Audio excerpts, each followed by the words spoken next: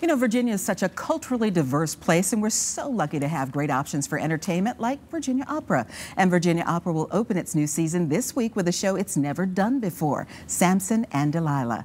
Maestro Adam Turner is here to tell us why this is such a special treat for local audiences. Good morning and welcome back. Good morning. It's great to be back. It's the start of a new season for Virginia Opera. It's the start of your 4th season. It's my 4th season in this role. I know. I'm still trying to keep up. How has it been settling in over these few years now? And do you feel home at Virginia Opera? I absolutely do. I mean, we're a statewide organization, so I spend a lot of time on I-95 and 64, but I do love my home here, and this is a great company. It's a family environment always. That's great you mentioned statewide because you do performances all over the state, but you kind of have a home in Norfolk and you have a home here in Richmond. That's absolutely right. You know, we just finished our performances up in Fairfax at George Mason University yesterday. So this morning came very early.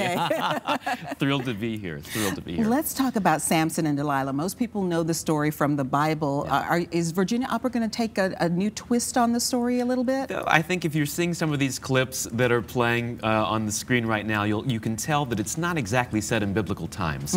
We chose to update it slightly to give it a modern day relevancy, and so people may recognize some of the costumes and some of the sets in the period of the 1930s. And you think of the Philistines and the Hebrews. You think of the oppressor and the oppressed. And we chose to kind of give it this fascist take. So the 1930s, the Nazi Party, and what that must have felt like in the decadent 1930 Berlin.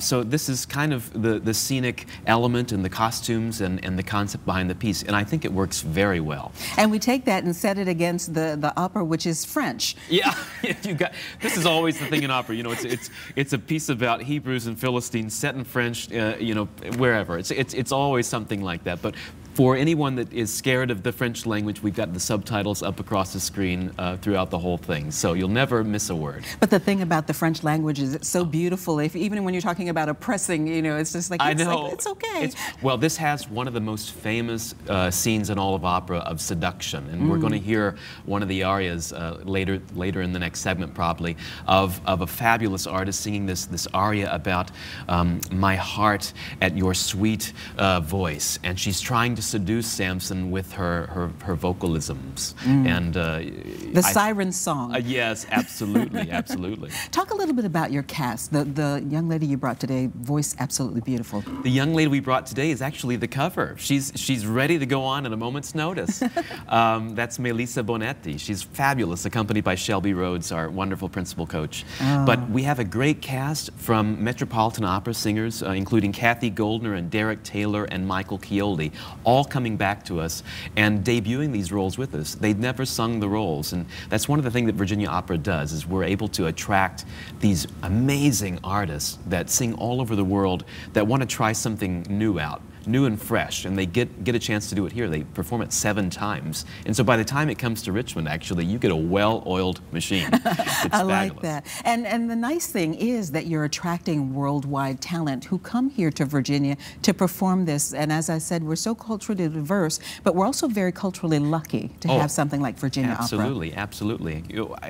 This state has such great art. I think of here in Richmond, just the VMFA and the Richmond Symphony alone. These are wonderful cultural institutions that are worth supporting, and you know, if you've never seen an opera before, if you've never heard the symphony before, get in the theater, try it out, just try it. You know, get a date night, get something going, and try it out once. Because I think if you hear this music up close and personal in real life, there's nothing like that. It stirs you to the bones, and I really challenge anyone to come to the opera and not be just emotionally stirred and captivated. Because some people do kind of say, opera, I don't think I would like it, but then when they hear it or see it, they're usually amazed. Absolutely. You know, these voices have such power and passion, and you think they're not amplified.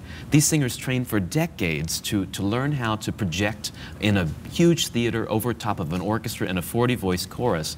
And so often I think people don't really understand that this voice is so powerful, and you really must see it in person. That's part of the magic. Yeah. And we are going to see a performance in just a moment. Thank you, Adam. Thank you. All right. The curtain rises on Virginia Opera's Samson and Delilah this Friday, October 13th, and then another performance on Sunday, October 15th, both at the Dominion Arts Center in downtown Richmond. And up next, a musical preview from Melissa Bonetti, accompanied by Shelby Rhodes from Virginia Opera's Samson and Delilah.